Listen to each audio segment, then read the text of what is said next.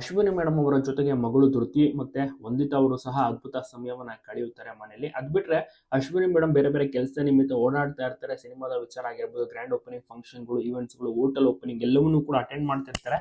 So ಅದಕ್ಕೆಲ್ಲ ಧೃತಿ ಅವರು ಕೂಡ ಕೆಲವೊಂದು ಫಂಕ್ಷನ್ಗಳಿಗೆ ಅಟೆಂಡ್ ಆಗ್ತಾರೆ. ಈಗ ಸದ್ಯಕ್ಕೆ ವ್ಯಾಸಂಗ ಮುಗಿಸಾಗಿದೆ, ಫಾರಿನ್ ನಲ್ಲಿ ಕಂಪ್ಲೀಟ್ ಆಗಿ ಓದಿದ್ದು, ಕಾನ್ವೊಕೇಶನ್ ಎಲ್ಲವೂ ಕೂಡ ನೀಡಿತು. ಆಗ ಅಶ್ವಿನಿ ಮೇಡಮ್ ಅವರು, ವಿನಯ್ ರಾಜ್ಕುಮಾರ್ ಅವರು, ವಂದಿತಾ ಅವರು 3 ಜನರು ಸಹ ಹೋಗಿರ್ತಾರೆ ಒಂದು ಕಾಲೇಜ್ ಈವೆಂಟ್ ನಲ್ಲಿ. ಲಾಸ್ಟ್ ಫಂಕ್ಷನ್ ಅಲ್ಲಿ ಸಹ ಭಾಗಿಯಾಗಿರ್ತಾರೆ. ಅದನ್ನೆಲ್ಲ ಮುಗಿಸ್ಕೊಂಡು ವಾಪಸ್ ಧೃತಿ ಅವರು ಬೆಂಗಳೂರಿಗೆ ಬಂದಾಯ್ತು. ಈಗ ಆರಾಮಾಗಿ ಮನೇಲಿ ಫ್ಯಾಮಿಲಿ ಒಟ್ಟಿಗೆ ಸಮಯವನ್ನು ಕಳೀತಿದ್ದಾರೆ, ಅಣ್ಣರೊಟ್ಟಿಗೆ ಸಮಯವನ್ನು ಕಳೀತಾರೆ. ಅದ್ಬಿಟ್ರೆ ಸಿನಿಮಾ ಸೀರೀಸ್ ಅಂತೆಲ್ಲ ನೋಡ್ತಾ ಇರ್ತಾರೆ. ಒಂದು ಅದ್ಭುತವಾದಂತಹ ಬಾಂಡಿಂಗ್ ಅಂತ ಹೇಳ್ಬೋದು. ಯಾಕಂದ್ರೆ ಇಷ್ಟು ವರ್ಷ ಫಾರಿನ್ ಅಲ್ಲಿ ಇದ್ದಂಥವ್ರು ತುಂಬಾನೇ ಮಿಸ್ ಮಾಡ್ಕೊಳ್ತಾ ಇದ್ರು ಫ್ಯಾಮಿಲಿಯನ್ನ. ಈಗ ಫ್ಯಾಮಿಲಿ ಒಟ್ಟಿಗೆ ಹೆಚ್ಚು ಸಮಯ ಅದ್ಭುತವಾಗಿಯೂ ಕೂಡ ಕಳೆಯುತ್ತಿರುವಂತದ್ದು. ತಂದೆಯನ್ನು ತುಂಬಾನೇ ಮಿಸ್ ಮಾಡ್ಕೊಳ್ತಿರೋ ಜೊತೆಗೆ ತಂದೆಯ ನೆನಪು ತುಂಬಾನೇ ಸಹ ಆಗುತ್ತೆ. ಬಟ್ ಏನು ಮಾಡೋಕ್ಕಾಗಲ್ಲ, ಅದ್ರೊಟ್ಟಿಗೆ ಜೀವನವನ್ನ ನಡೆಸಬೇಕಲ್ವಾ.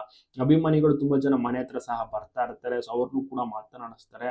ಆ ಒಂದು ಫಂಕ್ಷನ್ ಈವೆಂಟ್ಸ್ ಗಳೆಲ್ಲ ಹೋದ್ರೆ ಅಲ್ಲೂ ಕೂಡ ಅಷ್ಟೇ ತುಂಬಾನೇ ಚೆನ್ನಾಗಿ, ತುಂಬಾನೇ ಡೌನ್ ಟು ಅರ್ತ್ ಪರ್ಸನ್ ಅಂತಾರಲ್ಲ, ಅಪ್ಪು ಅವರ ರೀತಿ ಅವರ ಮಗಳು ಕೂಡ ತುಂಬಾನೇ ಸಿಂಪಲ್. ಯಾವುದೇ ರೀತಿ ಆಡಂಬರ ಇಲ್ಲ, ಯಾವುದೇ ರೀತಿ ಸ್ಟೈಲ್ ಮಾಡೋದಾಗಿರ್ಬೋದು, ಏನೂ ಕೂಡ ಇಲ್ಲ.